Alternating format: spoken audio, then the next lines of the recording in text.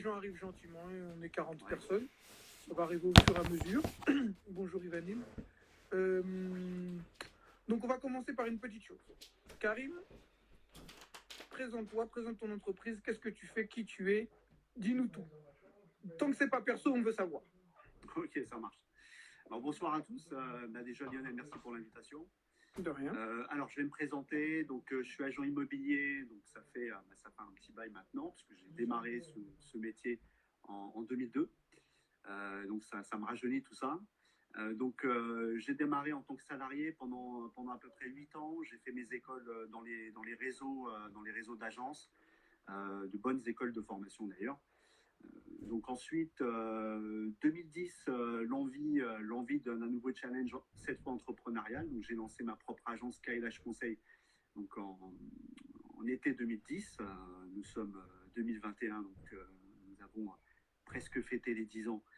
Avec cette crise sanitaire, c'est un petit peu compliqué de fêter les anniversaires professionnels, mais en tout cas, voilà, on a passé ce cap de 10 ans. Et aujourd'hui, donc, je suis à la tête de cette agence qui est implantée sur Colombes. Pour ceux qui ne connaissent pas, Colombes, c'est donc dans les Hauts-de-Seine Nord. C'est pas très loin de la Défense. Donc, on est une équipe de 5 personnes. Moi et mon associé Laurent, donc, qui m'a rejoint en 2010. Nous animons donc une équipe commerciale de 3 agents et on est spécialiste du marché de Colombes, principalement transactions dans l'ancien. D'accord. Voilà. Donc, vous faites Colombes principalement. Moi, je connais un peu le coin. Mais s'il y a des affaires à Beson, à Bois-Colombes, à la Garenne-Colombe, vous y allez ou pas du tout? Totalement, oui. Le fait d'avoir choisi d'être en indépendant dans le sens de l'enseigne, contrairement effectivement à un réseau de franchise qui nous cloisonne en fait au niveau géographique, ça nous permet justement de suivre les projets de nos clients, notamment ceux qui ont un projet d'achat-vente et qui vont à la fois donc acheter, s'installer sur Colombes et surtout avoir besoin de nos services pour la revente de leurs biens, souvent en première périphérie de Paris, voire sur Paris intramuros. Donc on peut parfaitement, hein, pour répondre à votre question Lionel, intervenir sur d'autres communes. La seule contrainte, c'est finalement l'organisation en fait, hein, mais c'est parfaitement dans nos cordes. D'ailleurs, on fait partie depuis 2 ans d'un groupement d'agences indépendantes. Hein, le mot indépendant nous tient particulièrement à cœur, le fait d'avoir la main sur tout, hein, et pas être dicté effectivement par un siège social qui a la main sur tout en fait, un marketing com. Donc en fait, l'avantage c'est que par ce groupement agences réunies, qui compte plus de 150 agences, on peut intervenir finalement sur tout le titre de France.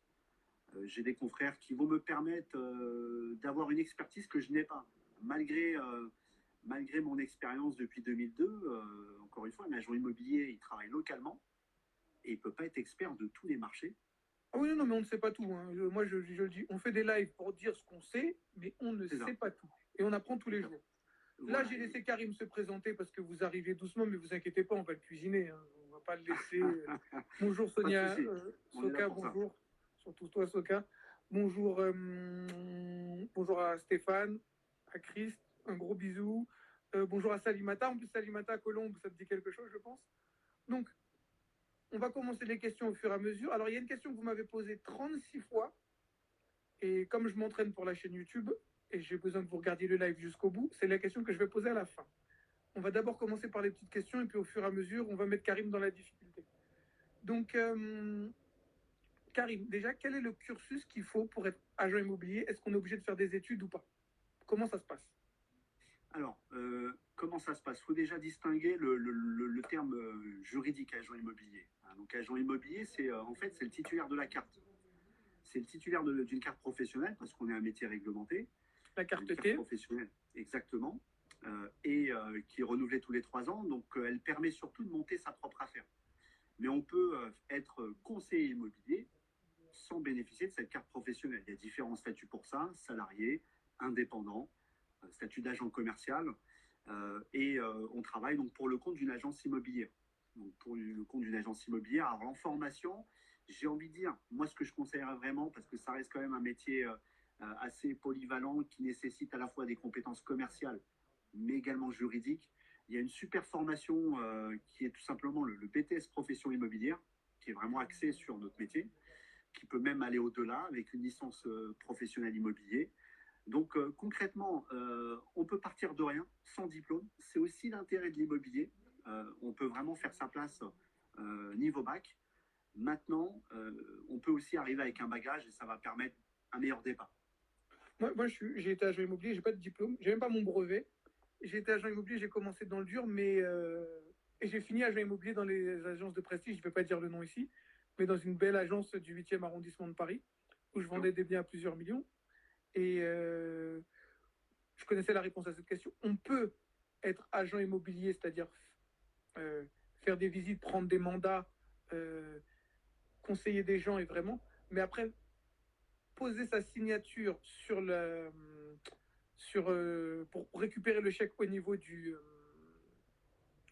notaire. Là, par contre, il faut la carte T et ça, tout le monde ne peut pas l'avoir.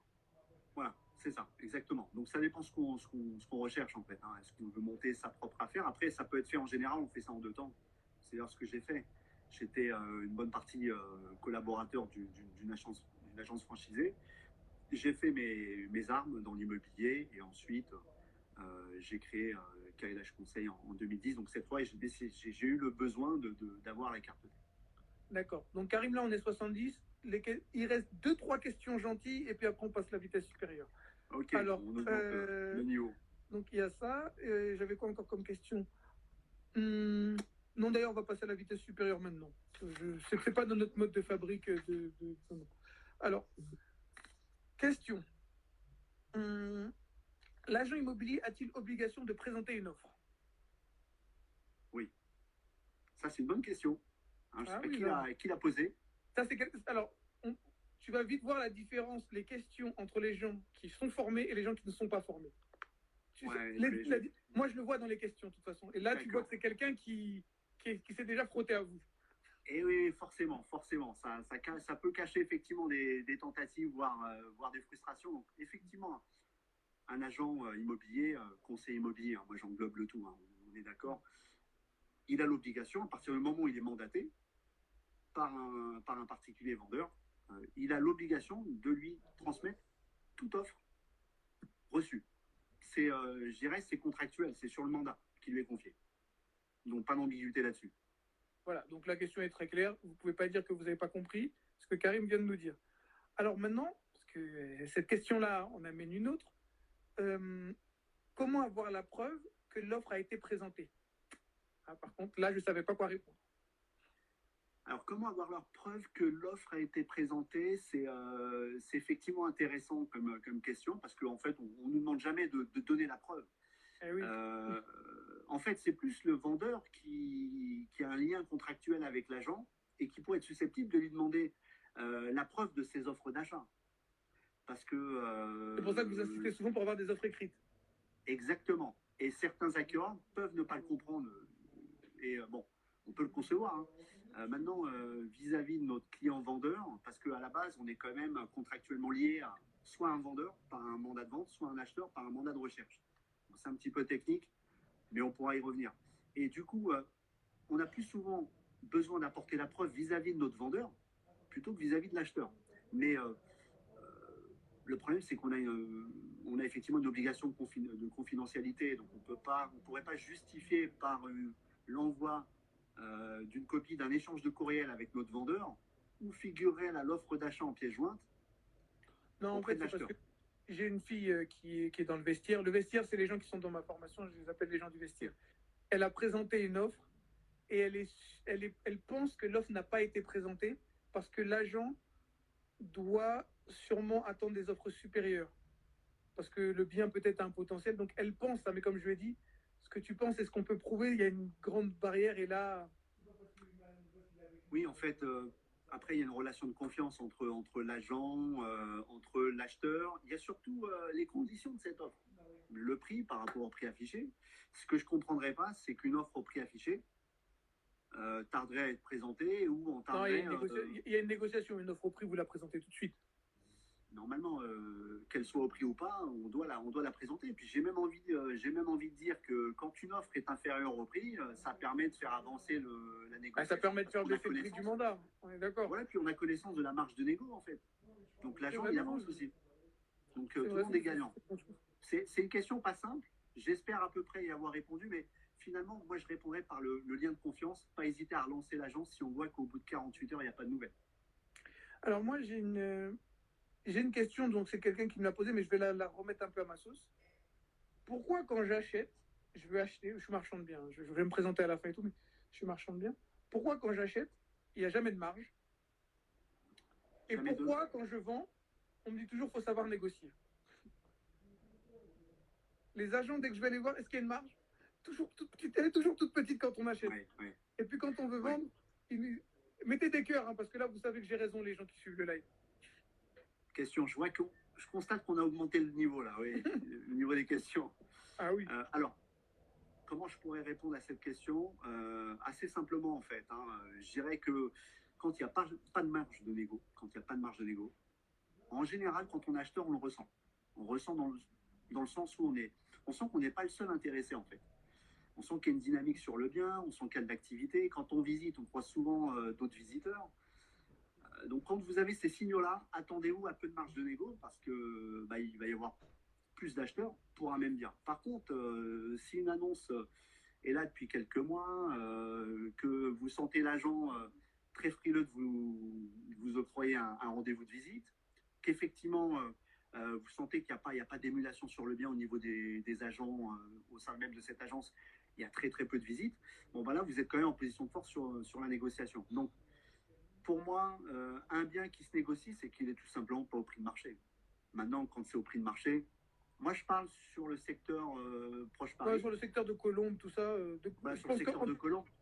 Entre la Défense et Beson, si le prix est au bien, il part.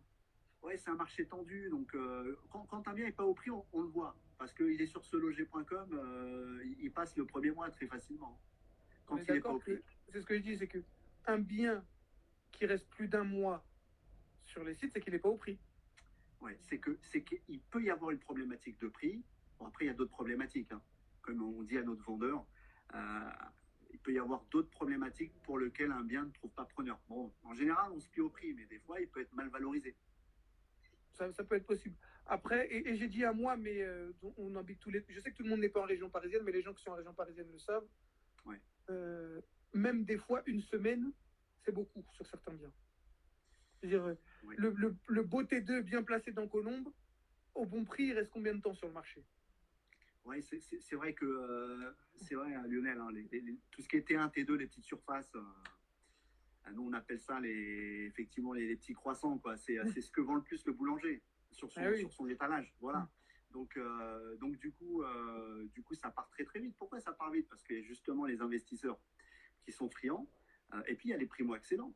C'est souvent le premier achat. Il vaut mieux faire un crédit avec 600 € de mensualité plutôt que s'engager sur un loyer qui correspondrait au même montant. Donc, oui, les T1, les T2 sur Colombes, commune voisine, ça va vite. Le T2 à 600 € de loyer à Colombes, bien placé, je ne suis pas sûr qu'on le trouve.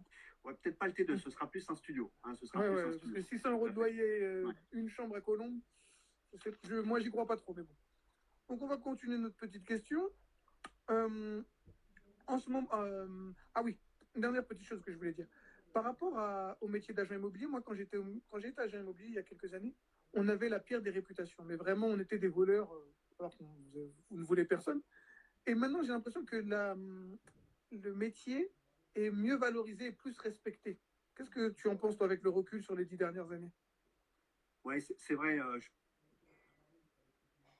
Je rejoins assez cette analyse, en fait. On fait partie des métiers, j'ai envie de dire, qui part avec un déficit au niveau attrait, au niveau ce qu'en pensent les gens, en fait.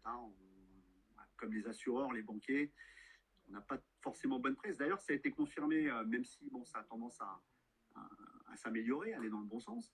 Mais il y a une étude, en fait, que meilleuragent.com, c'est un site d'estimation en ligne pour ceux qui ne connaîtraient pas encore.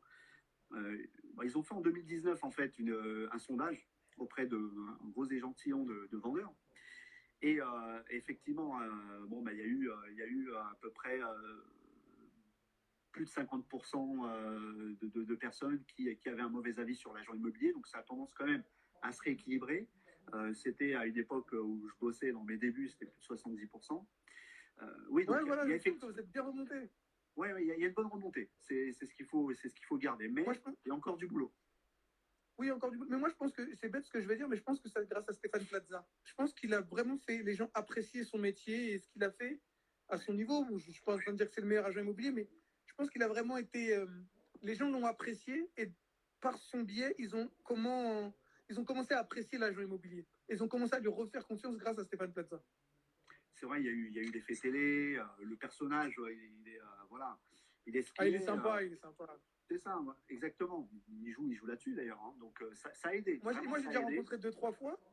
J'ai déjà rencontré deux, trois fois. D'accord. Il est en vrai comme à la télé. Il fait les mêmes conneries qu'à la télé. Il parle fort, il fait n'importe quoi. Ouais. Il est exactement pareil.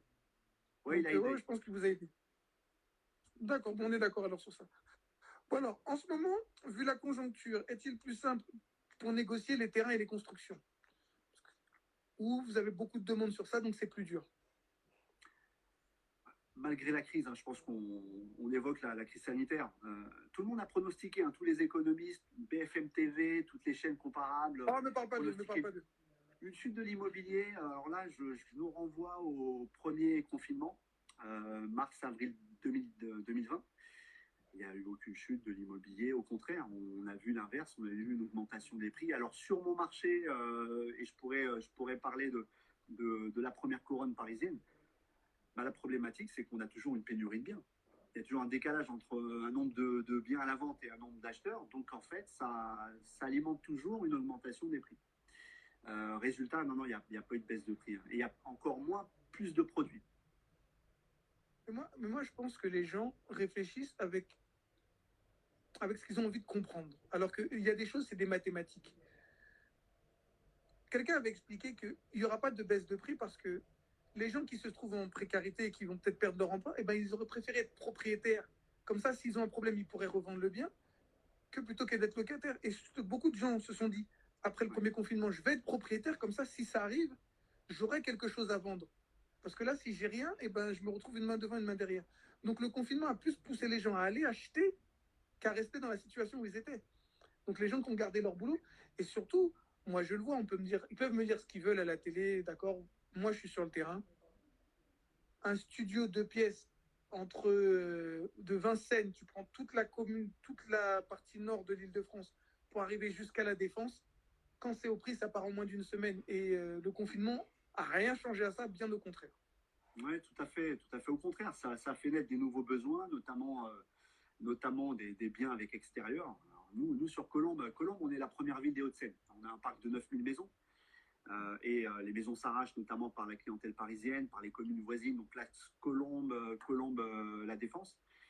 Et pour le prix d'un bel appartement sur Courbevoie, sur le Valois, on peut vraiment s'offrir une maison dans le meilleur quartier de Colombes.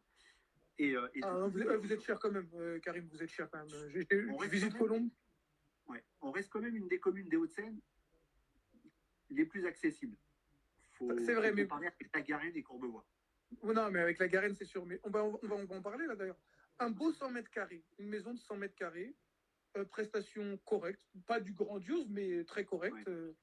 3-4 chambres. Combien ça vaut à Colombes, dans un bon quartier, avec les écoles pas loin, un bon petit truc? Petite estimation en live alors, c'est ça? Oui, non, mais c'est un aperçu. Hein. Oui, pas de souci. Mais écoute, ça va vraiment dépendre de la parcelle de terrain. Mais aujourd'hui, si on veut s'offrir ce qu'on appelle... On va dire 300 mètres carrés de terrain. 300 mètres carrés terrain, si on veut les bons quartiers de Colombes, c'est notamment la partie sud de Colombes, en direction de la Défense. Oui, voilà, c'est ça, vers Bois-Colombes, vers la Garenne Colombes. Aujourd'hui, si on n'a pas 800 000 euros, c'est très compliqué, et je parle d'un minimum. Et on a des clients qui, avec une belle enveloppe de 800 000 euros, ça fait plus d'un an qu'ils recherchent. Et moi, je me rappelle une pénurie de maisons à Colombes, mais pas que. Hein. Parce que les maisons, c'est des achats à long terme, donc le taux de rotation, il est moins fréquent que pour les appartements. Et ouais, Colombes, c'est quand même... Et je me rappelle, quand j'étais jeune, Colombes, c'était connu pour être une ville populaire. Hein.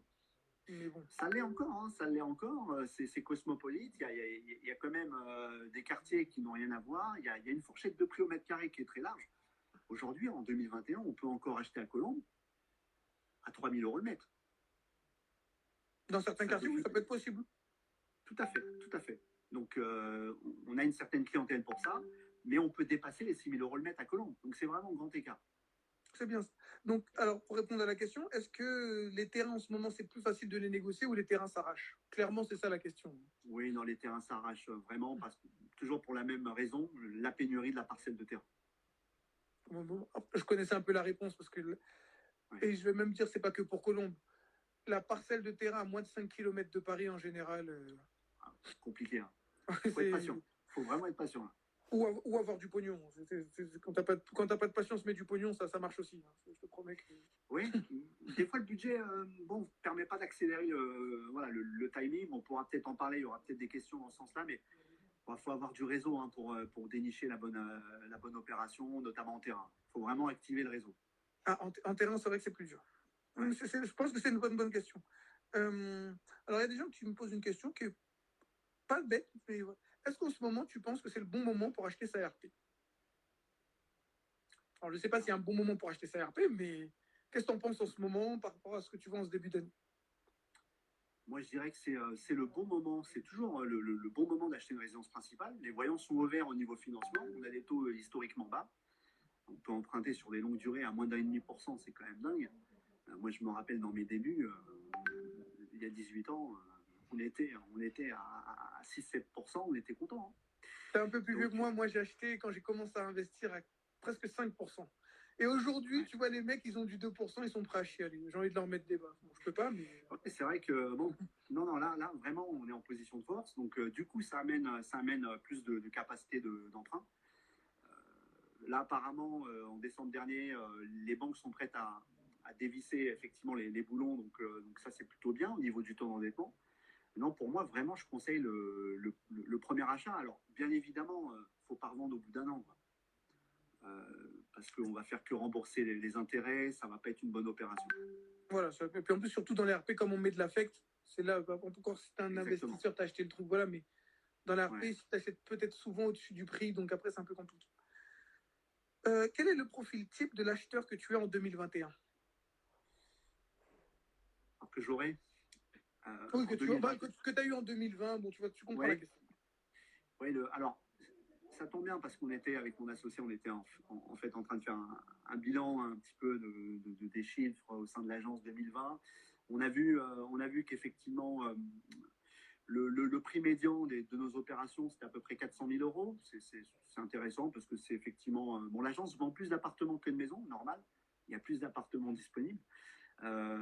Et 400 000 euros, bon, c'est un petit peu majoré pour deux raisons. Les prix des maisons tirent un peu le prix médian vers le haut. Et puis le prix au mètre carré à Colombes a augmenté. Donc, à Colombes, vraiment le profil type, moi j'en vois deux. On a beaucoup de résidents, enfin de primo-accédants pour des RP. Donc, jeune couple ou célibataire souhaitant acheter son premier appartement. Et il y a un deuxième profil type qu'on a eu beaucoup sur 2020, c'est ce qu'on appelle les premiers achats-reventes. Donc, deuxième acquisition. Voilà, je suis déjà propriétaire et souvent je ne fais pas vers la maison. Donc, je quitte mon appart pour avoir le jardin. Voilà. Donc, c'est vraiment les deux profils types. Ok, c'est une bonne réponse.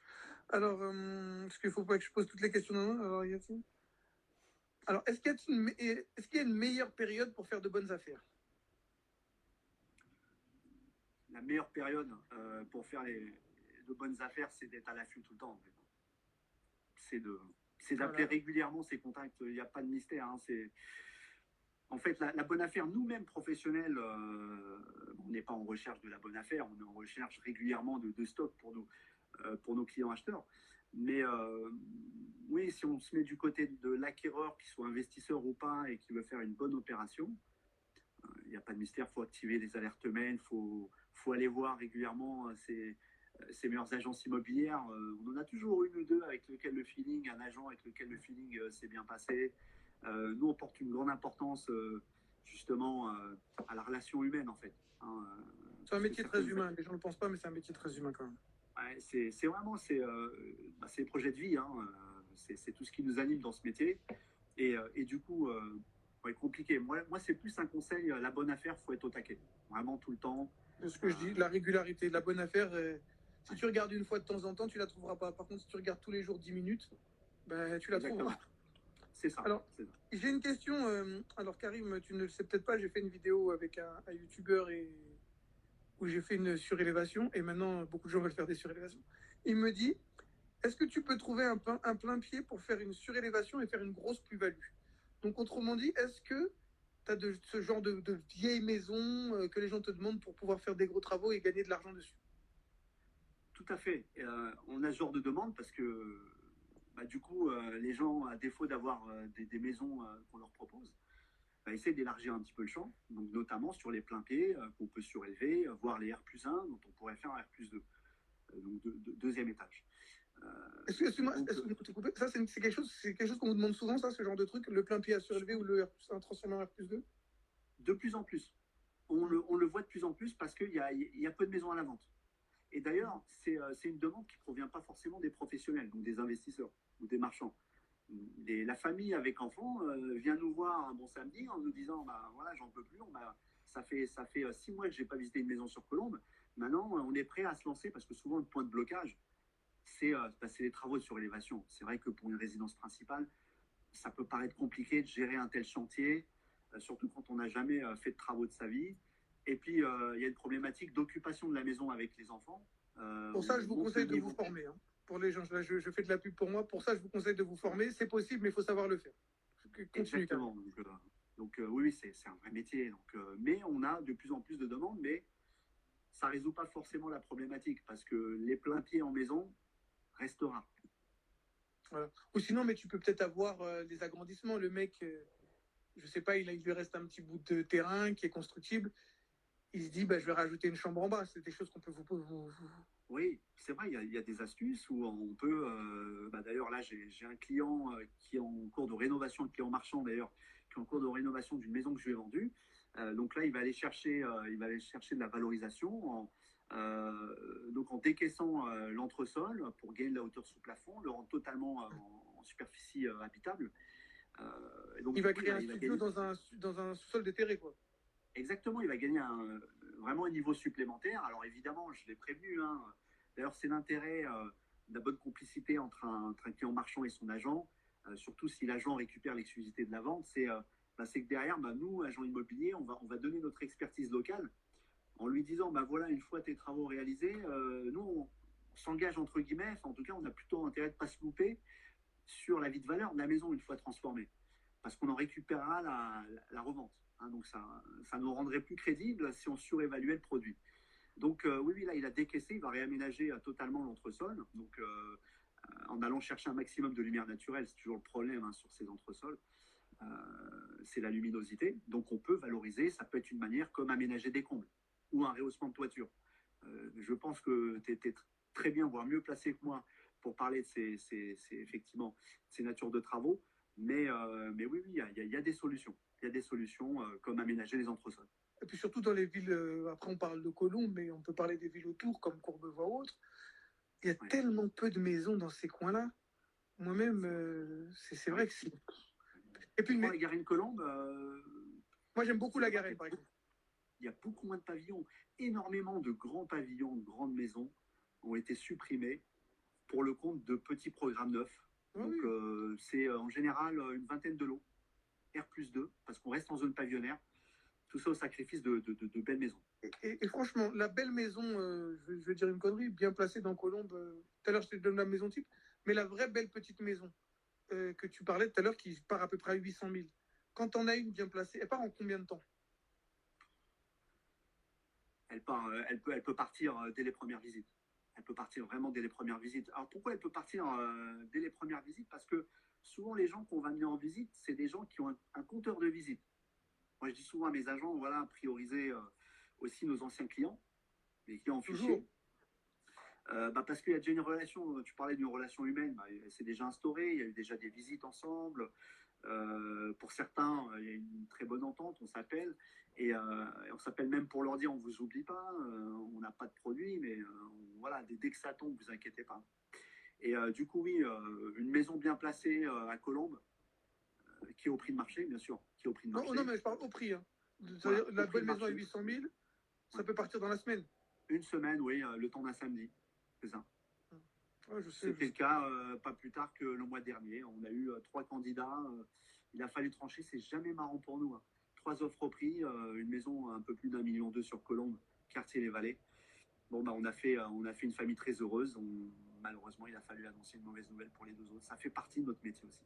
Ah ouais, parce que les gens pensent que quand on les sélectionne pas, parce que moi je le vois avec les gens de ma formation, les gens pensent que quand on les sélectionne pas, c'est parce qu'on les aime pas ou alors que vous n'êtes pas les seuls à vouloir une maison, vous n'êtes pas les seuls à vouloir faire une affaire. Et oui, c'est sûr. On peut pas vendre 3 fois un produit compliqué.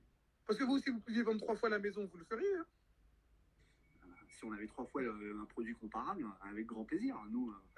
Mais ce qui est important dans ce cas, c'est vraiment, on parlait tout à l'heure, l'engagement de l'agent immobilier de transmettre des offres.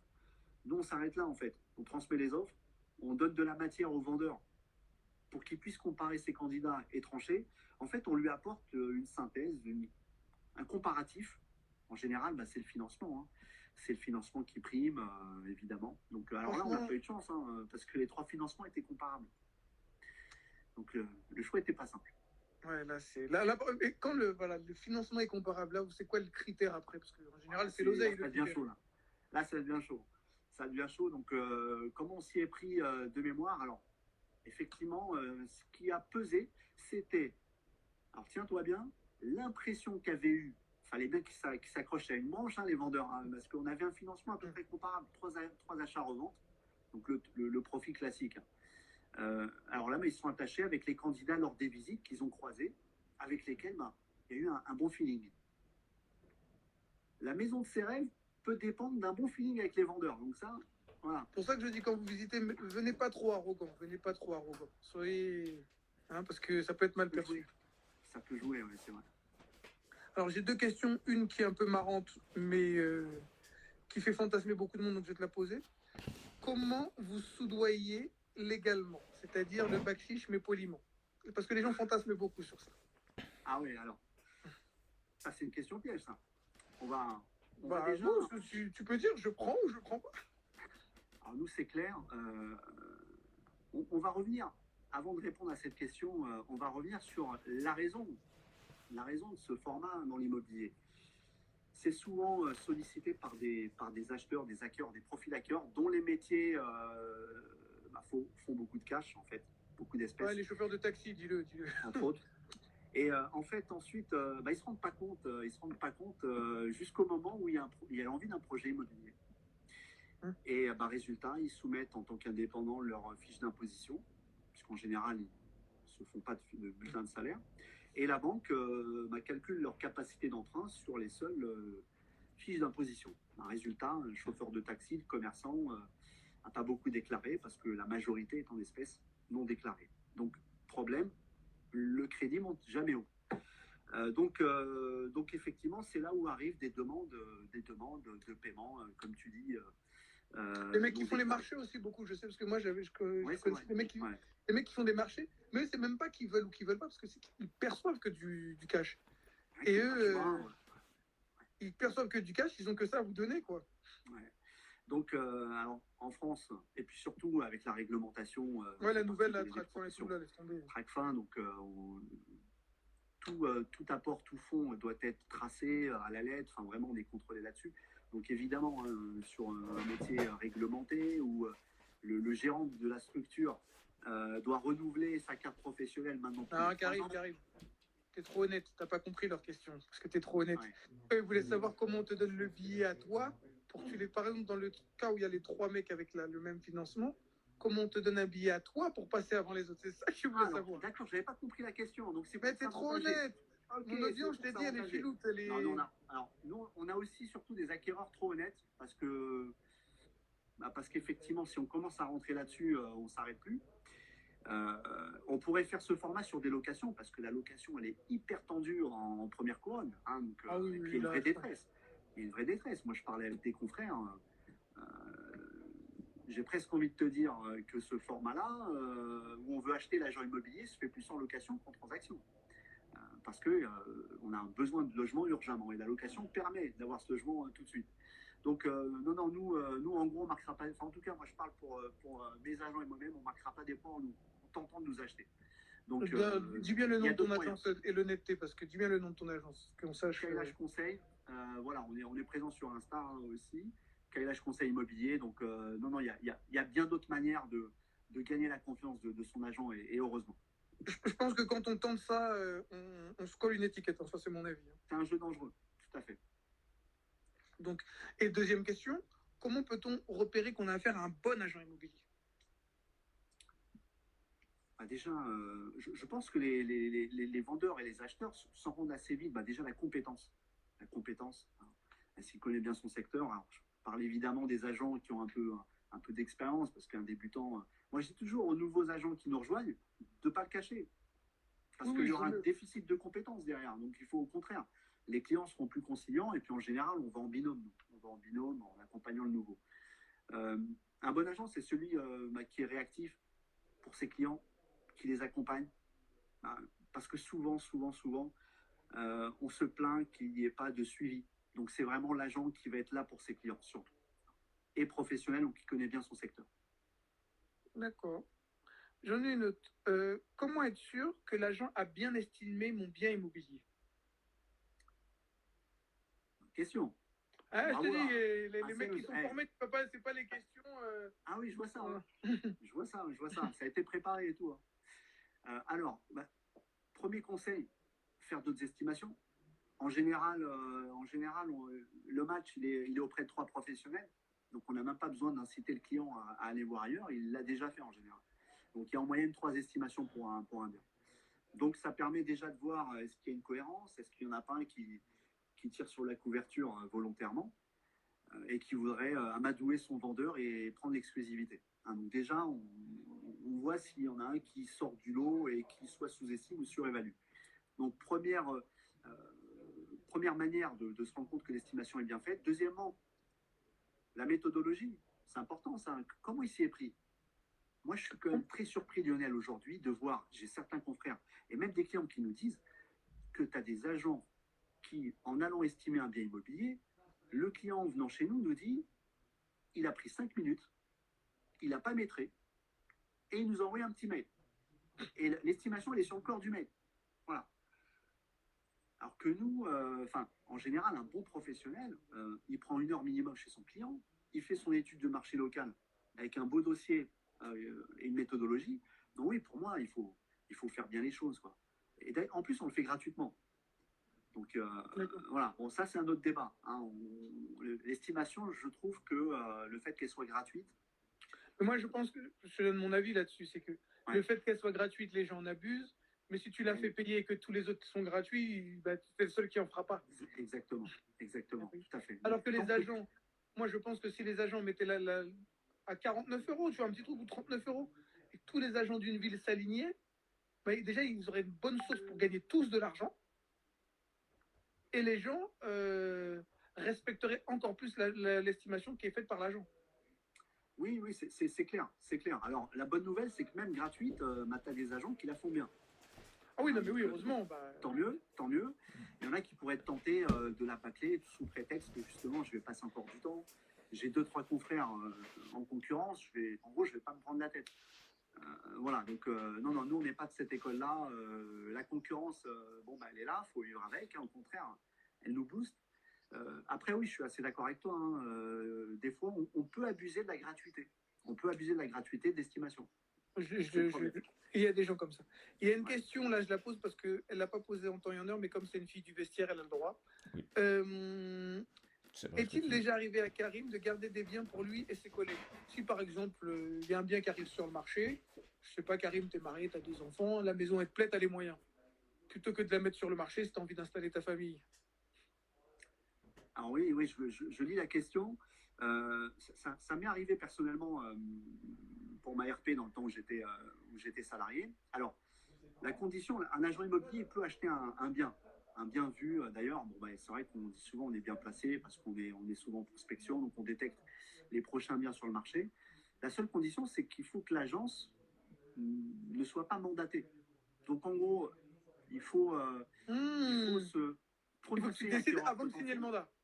Exactement, voilà. Donc en général, si j'ai un de mes agents, mettons aujourd'hui, qui nous indiquerait, voilà, je vais acheter un bien en investissement ou ma RP, on va lui dire surtout, si tu vois en estimation un bien qui t'intéresse, annonce-le nous tout de suite, parce que si le mandat est signé, ce sera plus possible. c'est considéré comme voilà, un conflit d'intérêts. On est mandaté, puis on veut acheter le bien, on est acquéreur en même temps. Ok, très très bonne réponse, je pense, je trouve. Alors, il y a une question, je ne la vois pas là, mais elle était bonne tout à l'heure, qui est, est-ce que tu remarques une exode des gens en fait, des gens qui veulent vendre leur maison pour aller dans des secteurs un peu plus à la campagne? Est-ce que tu penses qu'il y a une exode des grandes villes vers les campagnes? Pas marqué sur mon marché sur Colombes, mais il y en a quand même de plus en plus. Alors, là, on a eu un pic de départ. Alors, c'est souvent des départs à la retraite.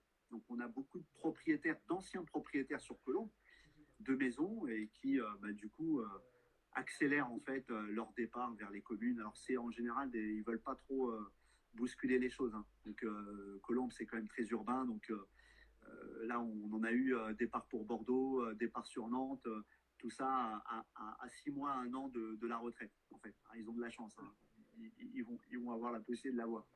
Ouais, Donc, non, il n'y a pas un gros départ. Il n'y a pas un gros départ vers la province. Par contre, je pense que, bon, c'est pas mon activité, mais en discutant avec des confrères, tu as pas mal de demandes de résidence secondaire en campagne. Mmh. Donc ça, c'est un des effets de la crise en fait, hein, sanitaire. Donc tu as pas mal de gens qui se disent, ouais, j'aimerais bien avoir ma petite maison de campagne. Au prochain confinement, j'installe mon bureau là-bas, quoi, je serai tranquille. Il y a Evanil qui demande campagne ou grande couronne. Toi, tu travailles pas en grande couronne, donc tu pourras pas répondre. Non, non, non. Malheureusement, on est vraiment sur première couronne de Paris. Voilà, ça, Paris, région parisienne en fait. Alors moi, j'ai une question. Cette question vient de moi. Et moi, comme j'ai pas de mandat, je prends la priorité. Avec tes 18 ans d'expérience sur Colombes, c'est bien que tu aies fait 18 ans dans une ville. Comment tu as vu les prix évoluer dans cette ville? Moi, ça m'intéresse parce que je m'intéresse à d'autres villes un peu qui étaient très populaires. Qu'est-ce que tu en penses, toi, de l'évolution du marché avec presque 20 ans de marché? C'est affolant, c'est exponentiel. Il y a déjà 18 ans dans mes débuts, c'était un petit peu la période où ça faisait pas si longtemps que ça qu'on était passé à l'euro. Hein. Moi, je me rappelle, on avait encore le double étiquetage. C'est assez marrant. J'ai gardé chez moi, en fait, hein, en collector des anciens magazines où tu as les deux étiquetages francs et euros. C'est très nostalgique. Et C'est déjà ça à ma cette question. époque-là. Pour que les gens se rendent compte de la puissance de l'immobilier, parce que je connais la réponse. Mais ouais, dis-le toi. Ah non, mais c'est de la folie. C'est des croissances à 2 chiffres. Vraiment, ceux qui ont acheté, même il y a 10 ans, font des très très bonnes opérations, des très très bonnes reventes. Hein. Il y en a qui doublent très facilement la valeur de leur bien. Bon, la question, elle est toujours un peu la même. Le petit 2 pièces que tu voyais bien placé à Colombes, quand tu as commencé, il était à quel prix? Et aujourd'hui, il est à quel prix? Parce qu'ils veulent des prix dans mon audience. En plus, je t'ai prévenu. J'ai des abonnés, ils sont super gentils, mais il faut donner les chiffres. Alors, on va rentrer dans le détail. Donc, exemple, un T2 centre-ville de Colombes. Dans mes débuts, ça se négociait à 120 000 euros. 120, 130. Je me rappelle, pour certains, on galérait à 130 000 euros. Aujourd'hui, ils ont pris 150 000 euros de plus. Donc, ils se vendent 240, 250. Donc, rends-toi compte de vraiment la progression. Et alors, le plus fort, c'est que depuis peut-être 2 ans, juste avant la crise sanitaire, il y a eu aussi une forte augmentation. Je vais prendre un exemple. Mairie de Colombes, il n'y a pas si longtemps que ça, les T3 valaient en moyenne 260-270 000 euros. Aujourd'hui, ils dépassent tous les 300 000. Tout ça en moins de 2 ans. C'est-à-dire que les gens, ouais, c'est que celui qui est passé à l'action, il gagnera toujours plus d'argent que celui qui se dit bientôt. C'est sûr, c'est sûr, c'est sûr. Non, non, vraiment, Colombes, je pense que c'est une des villes des Hauts-de-Seine qui a eu le taux de progression le plus élevé. Parce qu'on a beaucoup aspiré d'acquéreurs, en fait. Je pense que dans le Hauts-de-Seine, c'est Colombes. Je sais que dans le 93, c'est Saint-Ouen. Mais ouais, je pense que dans le Hauts-de-Seine, c'est Colombes, ouais, je pense. C'est pas possible. Oui, c'est clair. Alors, est-ce que tous les agents, selon toi, sont capables de comprendre le projet des investisseurs? Parce qu'il y a des investisseurs, j'ai l'impression, des gens qui me parlent, ils me disent, ils ont l'impression que l'agent n'a pas compris ce qu'ils veulent faire. Est-ce que tous les agents sont bien capables de comprendre les investisseurs, ou il y a des agents qui sont vraiment spécialistes de l'ARP pour monsieur, madame, tout le monde? Oui, pas toujours, hein. C'est vrai que le mieux, hein, pour les investisseurs, c'est déjà de bien expliquer l'objectif, d'être honnête dès le départ. Je fais une OP d'achat-revente, je fais un investissement locatif sur le long terme pour mon patrimoine, pour ma famille.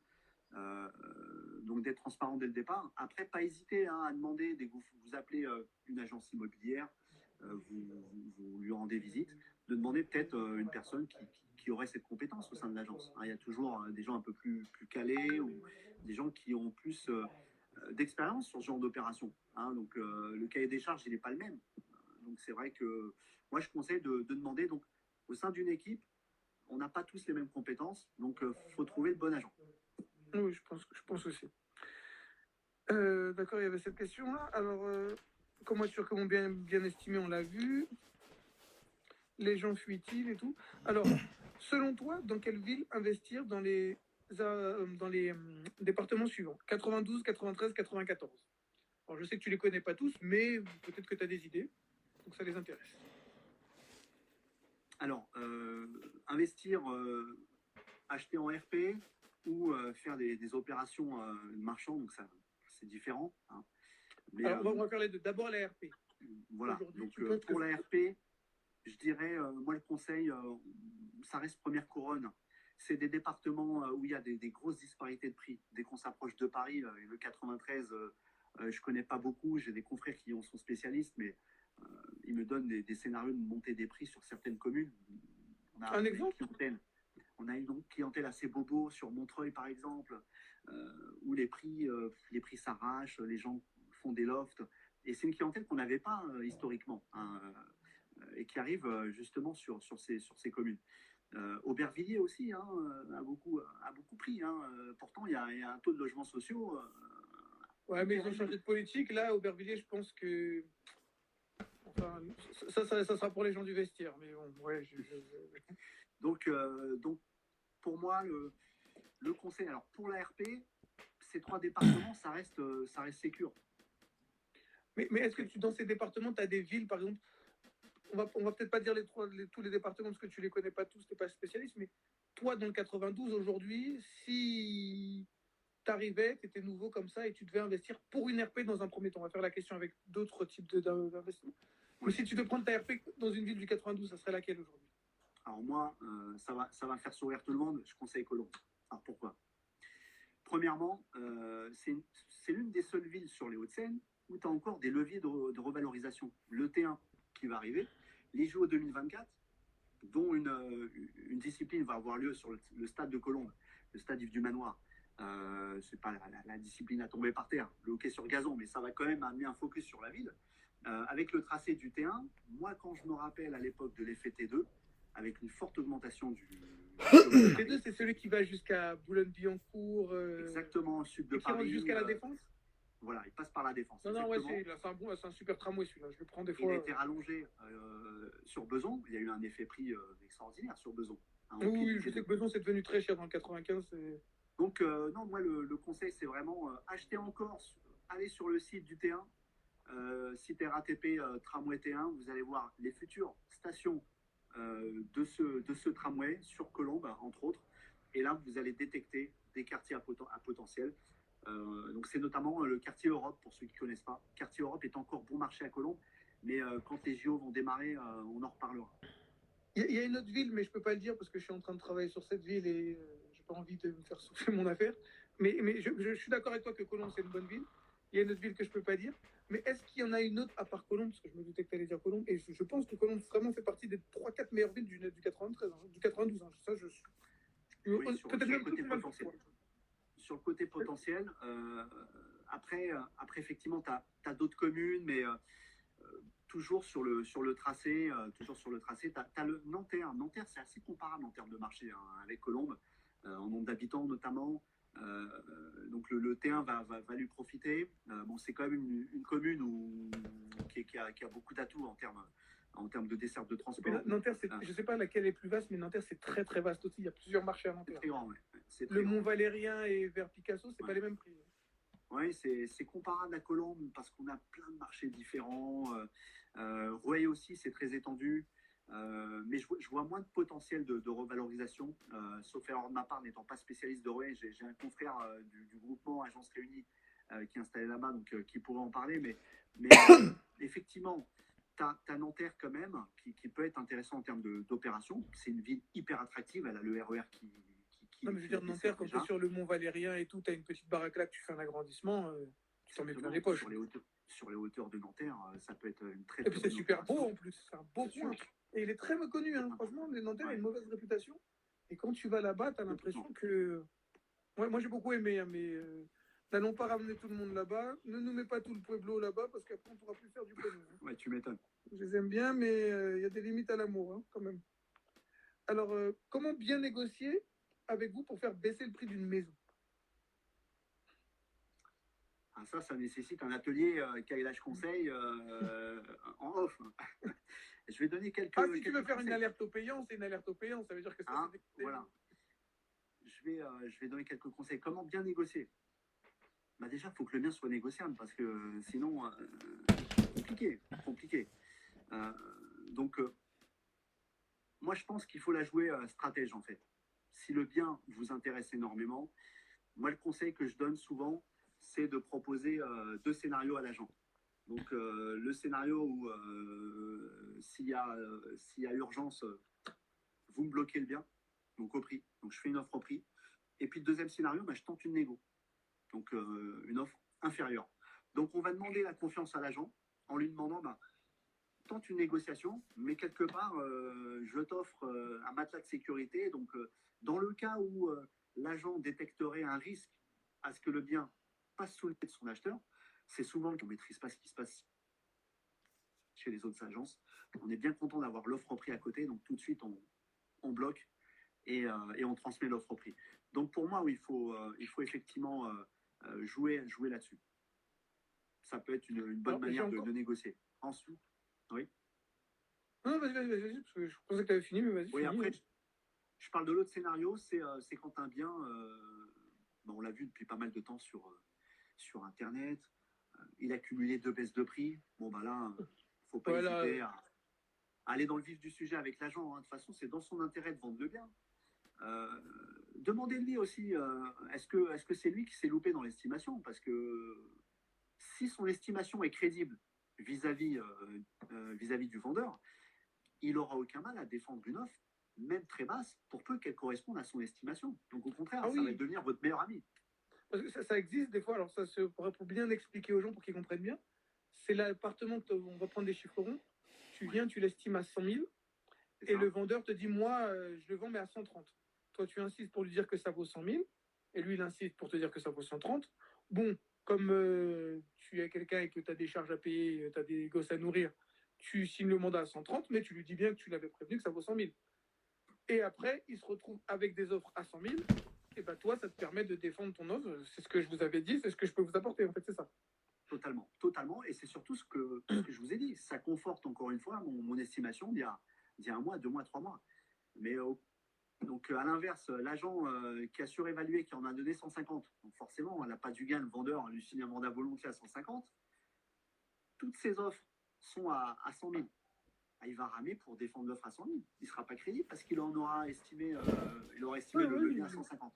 Et tu sais que pour avoir les mandats, souvent les agences surestiment. Il y a souvent cette politique de suréval. Hein. Ouais, c'est clair. Ouais. C'est clair. Ouais.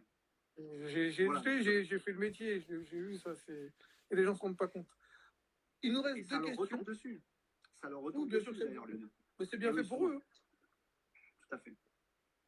Alors, il nous reste 4 minutes et 2 questions, mais je pense qu'on va prendre un peu plus que 4 minutes. En quoi il est plus valorisé, il est mieux de signer un mandat exclusif pour vendre? Super Moi, question, je le sais, mais il faut le dire aux gens. Eh oui. Alors, en quoi si vous voulez voir la jauge de motivation de votre agent monter en flèche,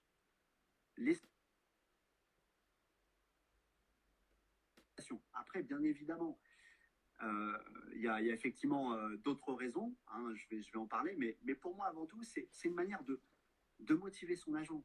c'est lui accorder votre confiance, que de le laisser seul travailler sur le bien. Un vendeur, il laisse quand même, en général, un double de clé de son logement. Donc, il y a quand même un lien de confiance. L'agent a mis les pieds chez lui, va l'accompagner dans un projet de vie. Donc, pour moi, la relation humaine, elle est importante. Donc, c'est la première raison, le lien de confiance et jouer sur la motivation. Et la deuxième raison, c'est contre cette confiance accordée, l'agent immobilier, sur une exclusivité, il va se mettre en 36. Il va jouer son va-tout, il va mettre un budget de com comme jamais. Alors, excuse-moi Karim, ça a coupé un moment. Les gens n'ont pas entendu. En fait, ce que Karim disait, c'est que le fait d'être en exclusivité, ça va surmotiver l'agent parce qu'il n'aura pas de concurrence. Et en fait, ça lui montre que tu lui fais confiance. Et comme tu lui as fait confiance, il aura envie de plus prouver et de vendre ton bien pour te montrer que tu as eu raison de lui donner ta confiance. Exactement. Donc, en contrepartie de cette confiance, l'agent, il va décupler le budget de communication. Donc, il va vraiment mettre le paquet sur des outils de visibilité, des outils de valorisation. Et puis surtout, il va travailler dans de meilleures conditions parce qu'il sera seul pendant le délai de l'exclusivité qui, en général, est de 3 mois. Délai de la période d'engagement d'un mandat. Elle peut être raccourcie. On peut tester un agent sur sa capacité de mettre les choses en place et de vendre le bien sur 1 mois et puis renouveler, pourquoi pas. Pour les plus hésitants, moi je conseille toujours, il vaut mieux un mandat exclusif sur une plus courte période que mandater 10 agences dans sa ville. Il n'y a pas pire pour dévaloriser un bien. Il y a quelqu'un qui nous dit, oui, s'il est en concurrence, quelqu'un que j'apprécie beaucoup d'ailleurs, que j'espère que tu vas bien Xavier, qui nous dit, s'il est en concurrence, ça peut le motiver. Oui, mais non. C'est vrai ce qu'il dit, mais ça ne marche pas comme ça en fait. Et non, effectivement, ce n'est pas la concurrence qui va le motiver parce que l'exclusivité lui permet de se projeter comptablement. Donc, il est seul. Donc, pour lui, c'est une vente qui va pouvoir capitaliser, sur laquelle il va pouvoir capitaliser parce que, en général, s'il fait bien son travail, il aura la dans les... Voilà, exactement. L'affaire sera conclue. Par contre, la concurrence, la mise en concurrence va ramener à l'agent justement une incertitude sur le fait de vendre lui-même le logement. Donc, du coup, c'est à contre-courant. Et on est bien l'un des seuls métiers, ça va te faire sourire, on est bien l'un des seuls métiers où son propre client peut avoir la double casquette, donc à la fois son client vendeur, mais aussi son concurrent direct. Un vendeur peut nous mettre en concurrence, le lendemain, il met son bien sur PAP ou Le Bon Coin. Pire, à un prix inférieur. Moi, je trouve que c'est contre-productif. Un agent doit être son partenaire. On doit lui accorder sa confiance. Le mettre en concurrence, stratégiquement, c'est pas une bonne solution. Je dirais un dernier avantage de l'exclusivité, et pour moi, c'est l'avantage le plus fort. L'exclusivité, elle va permettre à l'agent d'éviter la négociation sur le prix, le plus possible. Tu l'as dit en dernier, mais c'était le meilleur pour la fin. Le meilleur pour la fin. Celui-là, il va faire peut-être réagir. Alors, pourquoi c'est vrai qu'on ne comprend pas assez. Je donne une exclusivité. Pourquoi le prix va pas être négocié ou très très peu. Moi, je surprends pas mal nos clients quand on leur donne effectivement des statistiques internes. D'ailleurs, mes agents jouent là-dessus. Très peu de nos dossiers de vente ont été négociés. Ou alors, c'est des taux de négociation inférieurs à 2%. Pour information, notre taux d'exclusivité sur 2020 était de 80%. Donc, 8 mandats sur 10 sont des exclusivités au sein de l'agence. Ah ouais, vous les prenez, vous les excluez. Hein. Et c'est surtout ceux qui sont le plus efficaces. On préfère vendre le service le plus efficace pour nos clients vendeurs que l'inverse. Et alors, je reviens sur le troisième argument. Pourquoi mieux défendre les intérêts ? On va effectivement prendre l'exemple. Voilà, tu es acquéreur d'un bien qui m'est confié à la vente, mais qui est aussi confié à 2 autres agences. Donc, tu arrives, le bien t'intéresse, tu me soumets une proposition. Donc, tu casses le prix, moins 50 000. OK. Donc, je te dis gentiment, écoute, tu y allais un petit peu fort. Pour moi, non, c'est hors de question. C'est une offre bien trop basse. Donc, soit vous révisez votre offre à la hausse, soit on ne pourra rien faire. Donc, toi, acquéreur, tu sais que le bien est commercialisé par d'autres agences. Ton réflexe, je refuse de prendre ton offre, tu vas frapper aux autres agences tout simplement et leur demander de prendre ta proposition d'achat. Tout ça au détriment de qui ? Au détriment des intérêts du vendeur. Donc, qui va perdre du temps parce qu'on va lui soumettre des offres basses. A contrario, tu es l'acquéreur, tu franchis pas de porte de mon agence. Tu me soumets une offre donc à moins 50 000 sur un bien que cette fois j'ai en exclusivité. Donc, au passage, j'ai oublié de dire que tu avais quand même un coup de cœur sur le bien. Donc, tu as vraiment envie de l'avoir. Là, je te dis gentiment, pareil, l'offre est trop basse, il va falloir la réviser à la hausse, surtout qu'on est en début de commercialisation. Et alors là, si tu regardes, le rapport de force, il est auprès de qui? Il est auprès de moi. Parce que tu ne peux pas me mettre en concurrence avec d'autres. Tu es forcé d'écouter l'agent. Et si vraiment l'appartement ou la maison t'intéresse, tu seras forcé de réviser à la hausse ton offre. Et c'est comme ça que je dis souvent à nos vendeurs, en nous confiant l'exclusivité, c'est nous offrir, nous donner le meilleur rapport de force vis-à-vis des acheteurs, tenter de négocier. Et moi, je le dis, moi je suis marchand de biens, je vends avec l'exclusivité. Je n'aime pas quand il y a l'exclusivité quand je vais acheter, mais quand je vends, je la donne toujours. Parce que je sais que quand je donne l'exclusivité, je ne vais pas beaucoup baisser. C'est pour ça que je la donne. C'est même pas par rapport à l'agent, je te dis la vérité, c'est parce que je sais que si je donne l'exclus, je ne baisse pas beaucoup mon prix. Donc, et le mec, s'il aime le bien, il sera obligé d'aller voir le même agent et il sera obligé d'augmenter le prix parce que sinon, il peut aller voir personne d'autre. Et je ne me mets pas sur le bon coin non plus, parce que je ne veux pas qu'il m'appelle. Je veux qu'il passe par l'agent et qu'il mette le maximum. Et que je prenne toute la thune que je veux. Encore deux questions. Sur le même terrain d'entente. Je crois qu'il n'y en avait qu'une, mais il y en a deux. Il y avait pas mal de questions, là, je vois. Ah oui, non, mais t'inquiète pas, on a carburé cette semaine. Il en reste deux. En quoi il est préférable de passer par vous plutôt que de mettre son bien soi-même sur le bon coin? Alors, si je comprends bien la question, en quoi il est bien de confier son bien à la vente à une agence immobilière plutôt que de passer soi-même sur le bon coin? D'accord. Plutôt que de vendre de particulier à particulier. Voilà. J'ai envie de te dire, je vais te répondre indirectement. Les vendeurs qui mettent leurs biens de particulier à particulier, c'est souvent des vendeurs qui ne ressentent pas eux-mêmes le besoin des services d'accompagnement d'un professionnel. Donc, ils peuvent se dire, j'ai l'expérience d'une précédente d'opération immobilière, ça s'est plutôt bien passé. En général, en fait, nos clients, ils ont besoin de nous.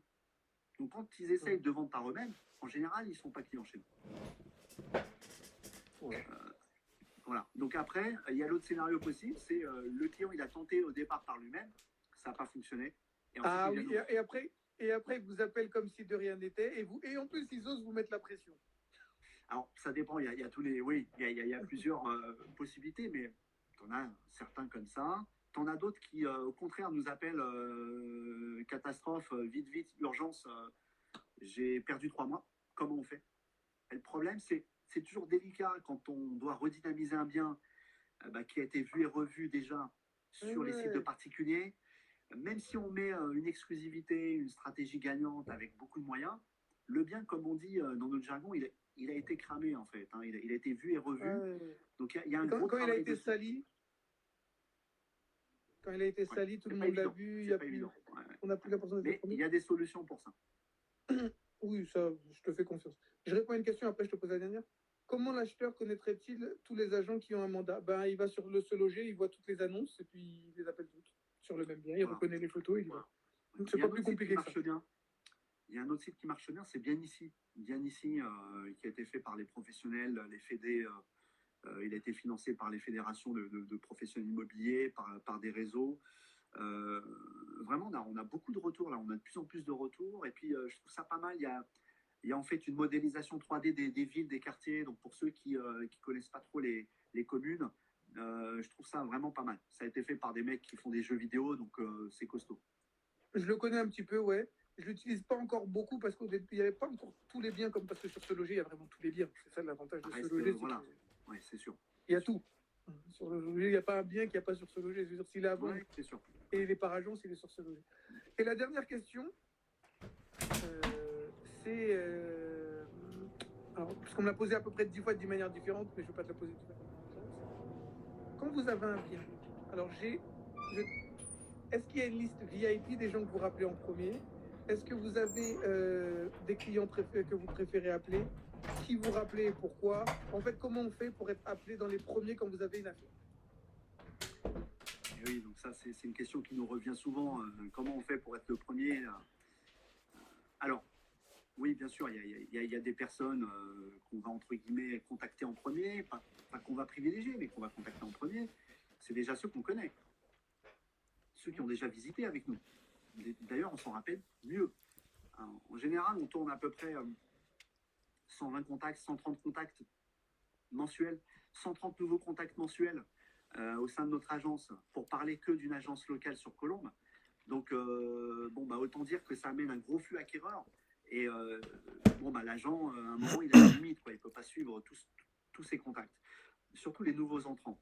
Donc, pour être sûr, effectivement, d'être appelé, de faire partie de ce carré VIP, là, comme tu dis, c'est idéalement d'avoir déjà l'historique au sein de l'agence. Sinon, d'aller directement en porte-à-porte, demander à être inscrit sur le fichier de l'agence. Ça, c'est un bon réflexe qu'ont beaucoup d'acquéreurs.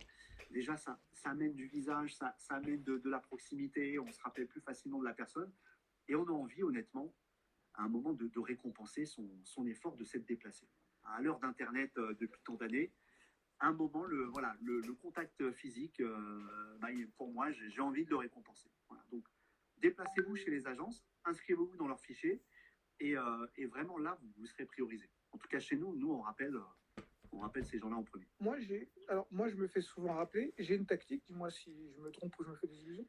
Comme je suis marchand de biens, le fait d'être investisseur, l'agent, s'il va vendre, il va faire une vente, et comme je vais revendre le bien, il sait qu'il va encore le revendre après. Et souvent, les agents aussi aiment ce genre d'investisseurs parce qu'ils se disent, je vais toucher une com et je vais retoucher une com dans 6-8 mois à peu près. Bon, je dis une bêtise, ça dépend de temps de... Voilà. Mais... Oui, c'est vrai que là t'évoques la... Oui, pardon, vas-y. Non, vas-y. Parce qu'il y a des gens qui demandent ton Instagram, mais tu vas tout donner à la fin, l'Instagram. Oui, à la fin, il n'y a pas de souci. L'adresse, tout va être donné. Ne vous inquiétez pas. Donc, là, tu parles des clients professionnels. C'est vrai, hein, il faut en parler. Donc, les clients professionnels, je pense que la meilleure manière de gagner la confiance de l'agent, parce que l'agent, avec les professionnels, hein, il ne veut pas un one-shot, hein, il veut une relation long terme, il veut des opérations récurrentes. Et puis, c'est gagnant-gagnant. Nous, si on ne fait pas de pub sur une affaire, on la présente à un client marchand, ça nous aura fait des économies en termes de budget de communication. Et puis, le marchand est content parce qu'il aura été en primeur sur une affaire. Voilà, donc ça, c'est intéressant. Donc, la meilleure manière, c'est le deal.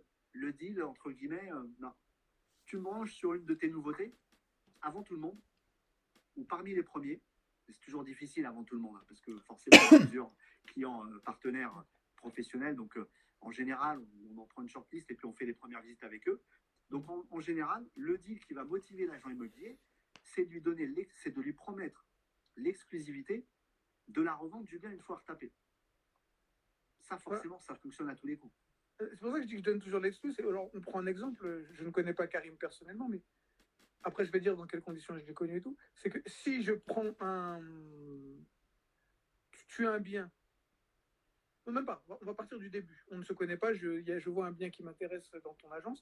Je viens, je le visite. Hop, je fais l'affaire. Le fait, quelques mois après, je te le redonne en exclu. D'accord? 2 mois plus tard, tu as une belle affaire. Tu me rappelles ou pas? Forcément. Parce que il y a cette dynamique de partenariat.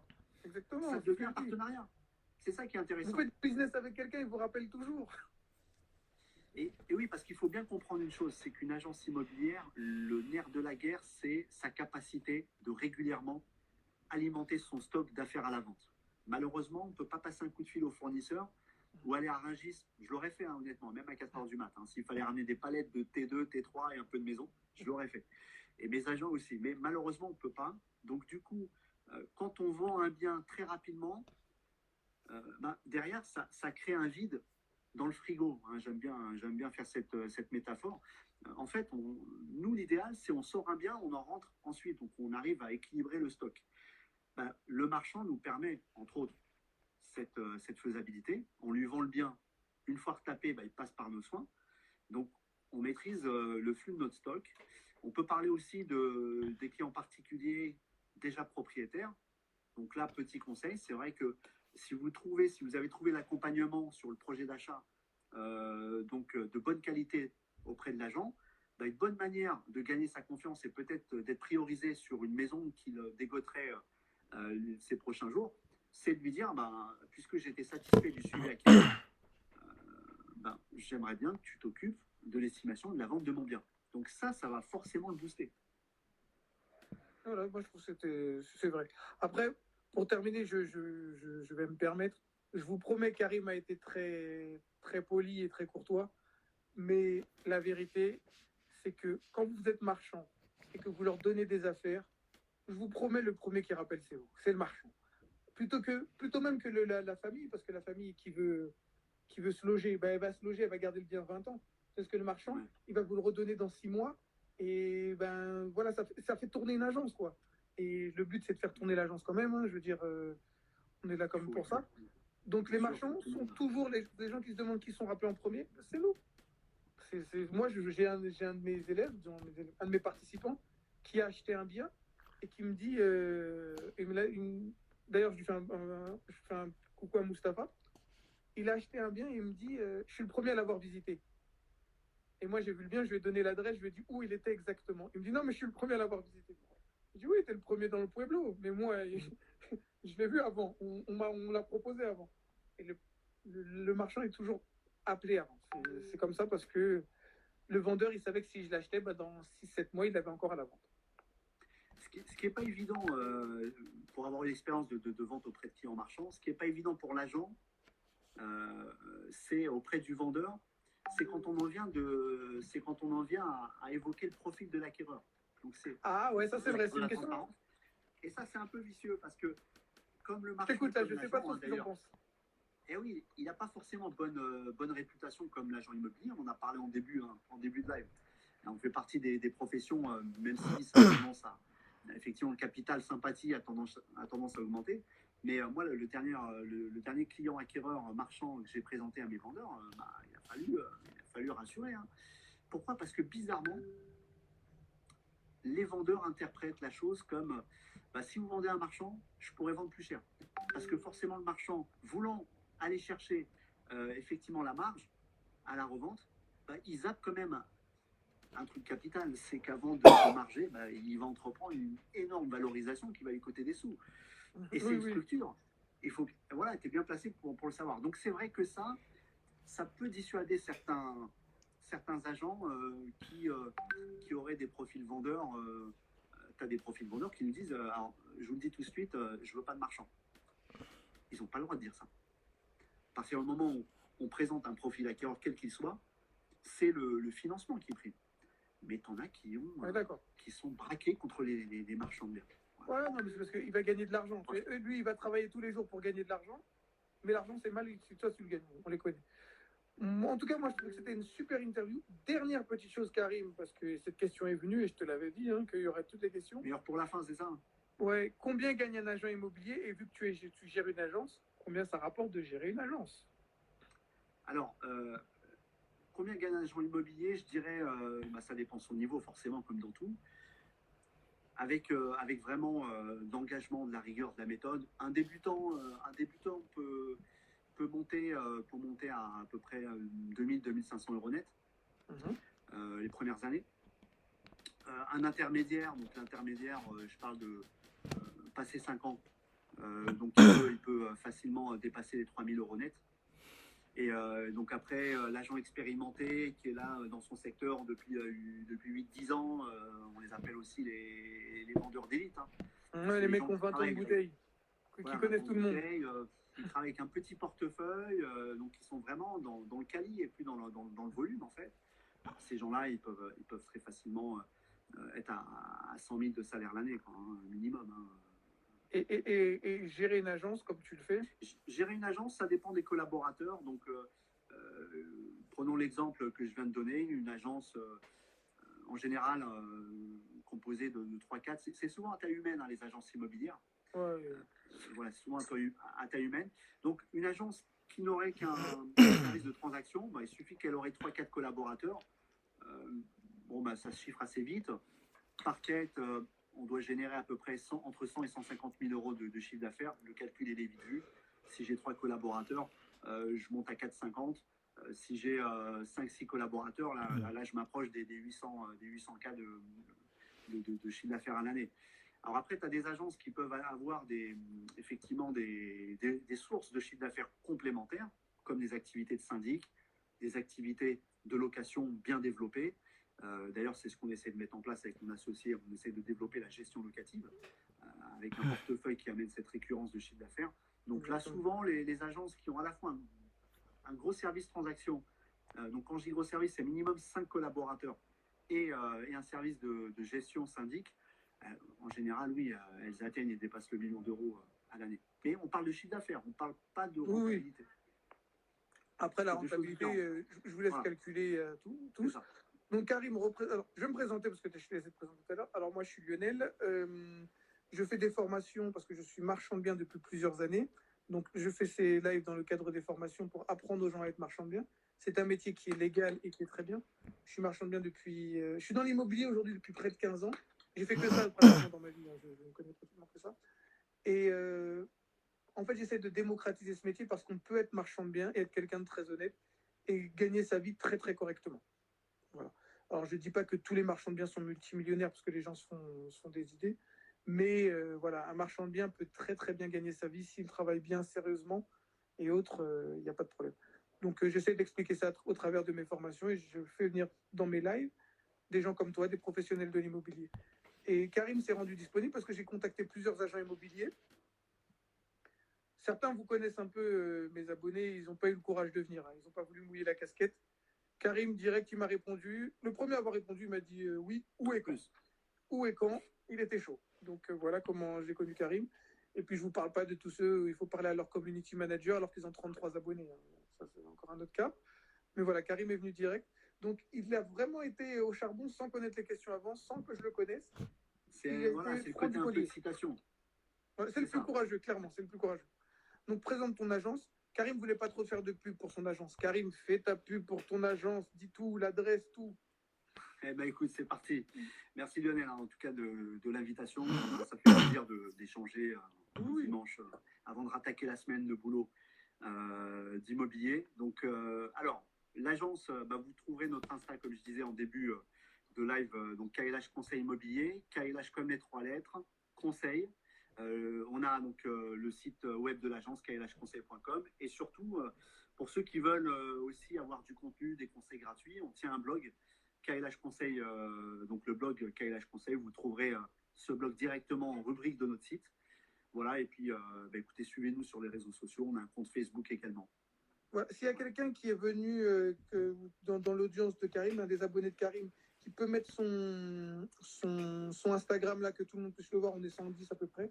Donc mettez le Instagram de Karim, le Instagram de KLH Conseil, le blog, mettez tout, allez-y. Okay. Comme ça, on va laisser le temps que les gens mettent toute la sauce pour qu'on puisse retrouver Karim facilement. Et puis si vous voulez investir à Colombes, vous savez par qui passer maintenant, hein. N'hésitez pas. Ou si vous voulez vendre un bien à Colombes aussi. Voilà, vendre, acheter, quel que soit l'objet. Voilà, il y a une Christelle, je crois, qui est dans ton audience, qui a tout lâché. Oui, merci Christelle, merci de visionner. Voilà Christelle, maintenant vous mettez beaucoup de cœur pour Christelle parce qu'elle a lâché toute la sauce. Karim, c'est bon, tout le monde te connaît maintenant. Et ben, je te remercie et puis peut-être à bientôt. Là, je vais arrêter un peu les lives cette semaine. Peut-être qu'il n'y en aura pas dimanche prochain parce que je dois travailler sur la chaîne YouTube. Mais vous inquiétez pas, dès qu'il y aura des prochains lives sur l'immobilier, on n'hésitera pas à faire, même peut-être à faire revenir Karim ou autre. On verra ce que. Avec plaisir, s'il y a d'autres thèmes, Lionel, n'hésite pas. On pourra échanger ensemble. Je vais peut-être leur demander même dans la semaine avec quel professionnel de l'immobilier ils aimeraient avoir un live. Ils ont déjà eu le notaire, ils ont déjà eu le courtier, ils ont eu l'agent immobilier, ils ont eu la décoratrice. Peut-être même autre chose s'ils ont quelque chose. Je vais les solliciter puis on verra ce qu'ils vont dire. Ça marche. Merci à ta communauté. Karim. Merci Lionel. Il n'y a pas de problème, c'est vraiment courageux de ta part en tout cas. Merci.